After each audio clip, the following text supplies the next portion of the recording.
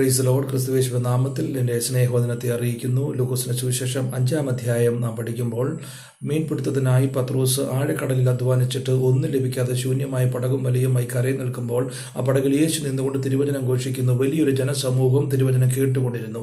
ആ സമയത്ത് വലിയൊരു ജനസമൂഹം തിരുവചനം ശ്രദ്ധയോടെ കേട്ടുകൊണ്ട് നിൽക്കുമ്പോൾ യേശു മാറി നിൽക്കുന്ന പത്രോസിനെ, നിരാശയോടെ നിൽക്കുന്ന പത്രോസിനെ മനസ്സിലാക്കിക്കൊണ്ട് പത്രോസിനോട് പറയുകയാണ്, നീ ആഴത്തിലേക്ക് നീക്കി വലയിറക്കാൻ പറഞ്ഞു.